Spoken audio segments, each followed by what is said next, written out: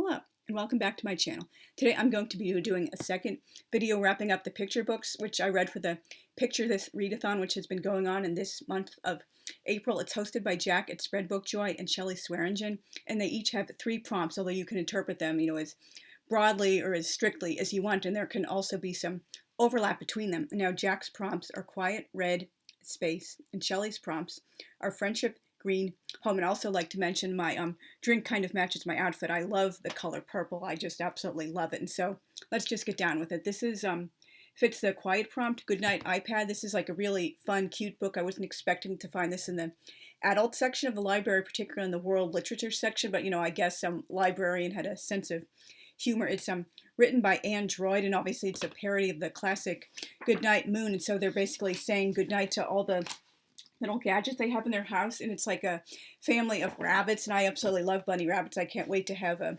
bunch of bunnies of my own when I'm in my own home again. And so, basically lots of fun stuff people are familiar with from today, like, MP3s and YouTube, emails, something constantly, like bleeping in the background, constant barrage of the senses for electronic stuff. And, finally the grandma says enough is enough, we've got to go to bed and shut off all the electronics. And then, it gradually goes quieter and quieter as they, get rid of more electronics for the night. And it was just, a really fun, cute book. And there's like a cute little homage to the original in the back when they're reading, Goodnight Moon. This is, just a really fun, cute book. I'm glad I found it and decided to, check it out. And this also fits the prompt for Quiet, The Napping House by Audrey and Don Wood, whom I'm presuming are husband and wife. And it has a lot of, blue illustrations because, fitting with the nighttime theme. And it's also really interesting. There was probably a word for this. I know I should have looked it up. Like a song or a poem or whatever. A lot of the songs sung at the Pesach Seders, like Had Gad Yan, like a few other songs, they build and build and build. So it starts with, one line, and then the second line has its own thing, but repeats the first line, on and on and on until, you get to the the last stanza, and it like repeats everything that all came before. Like, for example, here, and on that granny there is a child, a dreaming child, on a snoring granny, on a cozy bed, in a napping house, where everyone is sleeping. And on that child there is a dog, a dozing dog, on a dreaming child, on a snoring granny, on a cozy bed, in a napping house, where everyone is sleeping. And so, just kind of builds and builds all through that until, finally there's a little bit of a disturbance in the force and everyone isn't sleeping in the end. And, there's like a mouse who gets involved in a flea, and then, it all starts unraveling. And they also, continue repeating the same lines and words. And so this is just really, a fun thing, if you're interested in that. And particularly children like, repetition. It helps them to learn. And it's just, also like a fun way to memorize things if, you just keep like repeating the same basic line and adding new stuff onto it. So anyway, this was a really, fun, cute book, and obviously lovely illustrations, and particularly the animals. I do love animals, as I mentioned in a recent video. And this fits the prompt of space. The illustrations were absolutely lovely, and the story was really beautiful. It seemed like something out of a folk tale, or, just like an oral culture tradition about the tradition of the sun and the moon. It was written by Lindsey Yankey, and the illustrations are just absolutely gorgeous. So many beautiful colors. And so it's basically this story, about the sun and the moon, and the moon wants to trade places with the sun because moon thinks, oh, it's so boring just, watching the dark in the night all the time. And the sun has so much fun watching everybody like going about their lives, and there's, vividness and brightness and color, and just moon just feels, kind of boring and lonely in the dark of the night all the time. Not everyone is a night owl like I am. I just live during the graveyard shift and the witching hour. But, some people think much differently. And just these are the kind of things moon is imagining. Oh, sun is looking at all these, beautiful flowers and people, doing fun stuff like this. And, so they eventually come to a deal. We're going to we can trade places for the night and see if you like it. I will only trade my day for your night if you meet 2 conditions, Sun told Moon. First, if we trade, it will last forever, not just for one day. Second, you must spend an entire night in the sky looking very closely at the earth, closer than you ever have before. and only then may you decide if you want to trade places. So that's, kind of good. If you're going to like commit to something, at least, see if you like it before deciding, oh, I want to do this forever without even like trying it out. And so Moon looks very closely at the night for the first time that night and sees like a lot of really unexpected things Moon wasn't expecting to, see at night. I'm sorry, like I don't think they ever said which sex Moon and Sun are, so I'm not like saying like he or she or whatever. It's just they could be anyone, like beyond like sex. And really, really beautiful illustrations. I absolutely love these. These are just great works of art. Like not just for children to appreciate, just wonderful, beautiful like folktale, like traditional like oral culture tradition, just beautiful stuff. And there are some really wonderful things that happen during the night as people who love the night and you can like I really do highly recommend this book, both for adults who love beautiful artwork and folk tales, and for children. It was just like a absolutely lovely, like beautifully illustrated story. And this one was A Kite for Moon. It was based on Neil Armstrong's story because he just absolutely loved the moon from the time he was a little boy, and obviously goes up to visit the moon in person when he's an adult. And it was written by Jane Yolen and Heidi E.Y. Stemple, and illustrated by Matt Phelan, or Phelan, I'm sorry, I'm mispronouncing things. And this is a synopsis. Follow one little boy who notices a sad moon in the sky. He flies kites to her, even writes notes to Moon, promising he will come to see her someday. Then one day, when he has studied and learnt enough, he goes up, up, up, in a big rocket ship with a fiery tail. This is just, something lovely. A lot of children or people can relate to, looking up at the sky and wondering what would that be like. I would just, love to go up and see it. And, little Neil thinks, oh, the moon must be lonely, so far away from Earth, and nobody's like taking her photograph or painting her picture. Oh, I'm sorry, like Moon is feeling sorry for herself because nobody is visiting her. And then there's this little boy like flying his kite, and he, kind of like gets like an impression with the moon, like I wish I could like be up there and visit you, but you're too far away. And he gets older, of course, and like studies a lot and learns, and then he eventually has the skills, and he's chosen to go up on the very first moon flight. I found this like was a really like lovely book, particularly for children who like love like outer space and dream of going, to explore in a rocket ship. I really did believe we would be doing more space exploration by this point instead of, not going to the moon in decades. I thought we would start terraforming the moon and Mars by the year 2000 and have a couple of like space colonies not long in coming, but hopefully within my lifetime. I do intend to live at least 100 years, so we'll see what happens. This was a lovely one. I chose it for red because there's a lot of red in the story, and it's set around Christmas time, which red is a traditional Christmas color in the West. And I also love that it's a dancing story. Apparently this is part of a series about a little girl named Tallulah who loves to dance. I might be interested in checking out the others if I happen to see them. It's written by Marilyn Singer and illustrated by Alexandra Boiger, and it's just like really cute. You can really relate to it if you've taken dance lessons yourself, although I was never like, a super duper like serious dancer, but I take like ballet, tap, and jazz dance in upper elementary school, grades 4 through 6, and we did a really big dance show like featuring a number of area dance schools. When I was in 6th grade, I was the oldest girl in my class. There was one girl in 5th grade, and all the others were like really little girls, so that was a really interesting thing on the stage. And I'll always remember we sang to Mariah Carey's Make It Happen. She was a fairly new like artist at the time, and then we did a whole big group number with Bill Withers's Lean on Me. So that was just a really wonderful memory I'll have for my whole life, dancing on stage in front of everyone, just like having a wonderful time dancing. And so anyway, Tallulah gets the part of a mouse in the Nutcracker, and she's, so proud of it, totally practicing, but, things don't go quite the way she planned when she's actually up there on the stage in front of everyone, and she helps, to learn a lesson. Sometimes, dancing doesn't go perfectly, but, you just have to keep dancing. That's the most important thing, and people aren't going to judge you poorly. Sometimes they might think it's, all like part of the act, and you just become a better dancer from that, constantly learning and growing. And I wish I could have, had more dance lessons throughout my life, but, I guess I was just intended for other things, even though my parents said, you're not a serious dancer, you shouldn't bother taking dance lessons in junior high and high school, but I do, enjoy like dancing for fun. Like, for example, I did Israeli dance my senior year of university, and I absolutely loved, that club. It was so fun. I finally was able to dance again, and just, I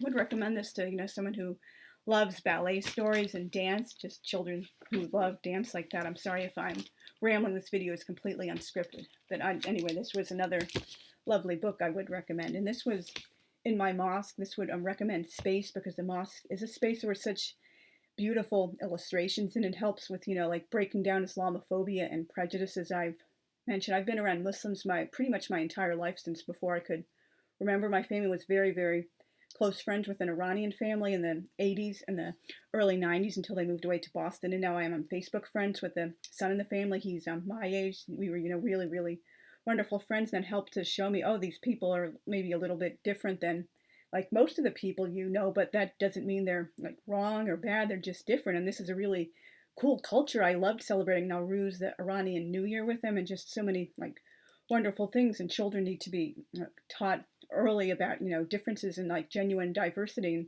things, so they just see it, oh, these people are different than I am, and that's like, totally cool. People are not all the same, and it was written by M.O. Yuksel and illustrated by Hatem Aly. Just, so many beautiful, like lovely illustrations. Obviously it's intended for non-Muslims who want to learn more, their parents want to teach them, and obviously you can do like a lot more reading as well if you want outside of the book. This obviously isn't meant to be an exhaustive, guide to Islam, just, things that happen in the mosque, and helping children to learn, oh, it's not just a house of worship. There are, like you talk with your friends there, and you like gather like charity supplies to help donate for people in need, and just like a wonderful like intergenerational space. But there was one like thing, oh, this is another lovely, beautiful thing. It looks like one of the mosques in Isfahan, Iran, like pictures I've seen of it. This was in the back matter, they're listing a number of famous historic mosques throughout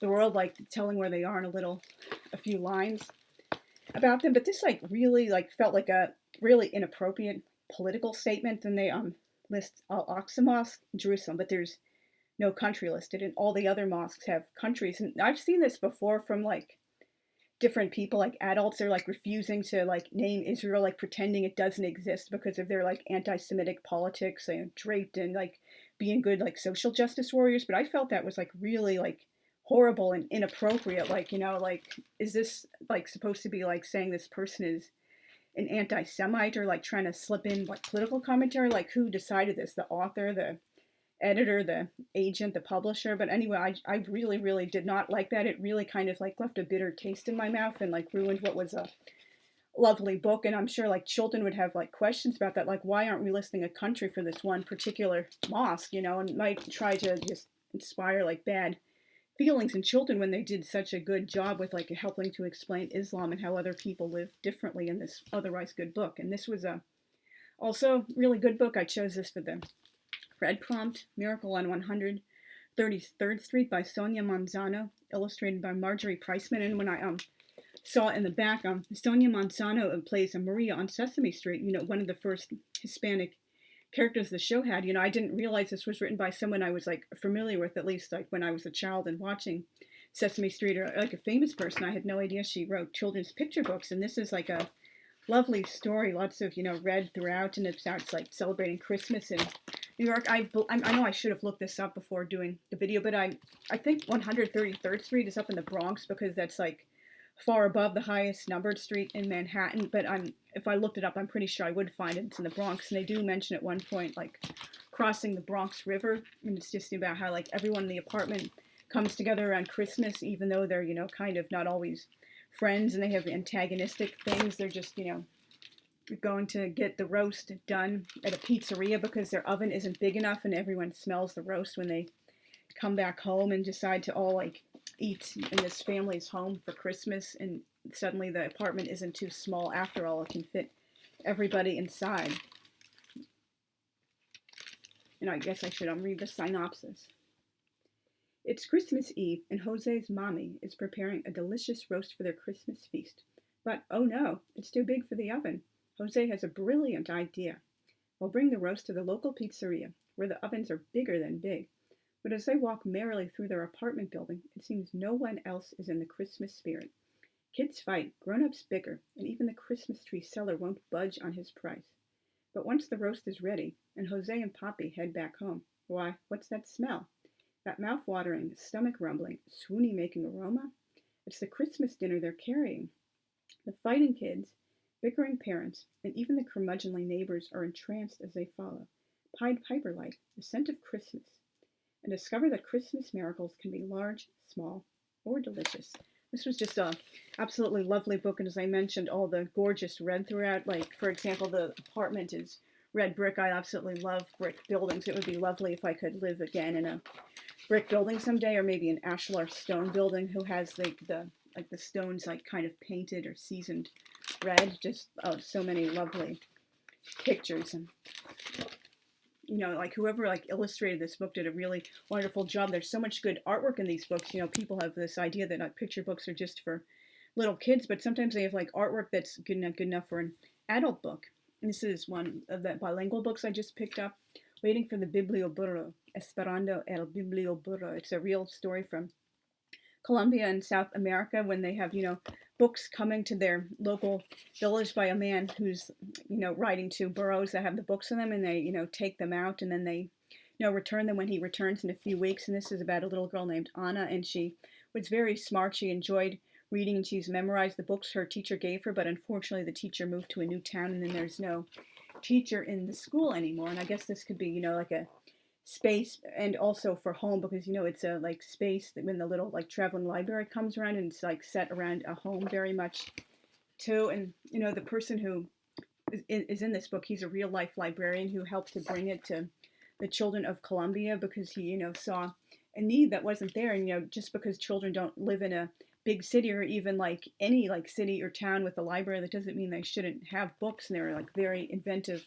ways of bringing books to children in need. And I thought it was just lovely and sweet. And I love the chance to refresh my Spanish. I've been getting out a few more books about like that are bilingual, so I can help to just get more familiar with my skills I unfortunately haven't been able to use in a long time. This was another bilingual book that represents home, Abuelita, Full of Life, and it's about his grandmother who comes to live with a family, and it kind of like disrupts things they're used to, but before long it doesn't feel like it's wrong anymore, because they're becoming used to like just a new way of living.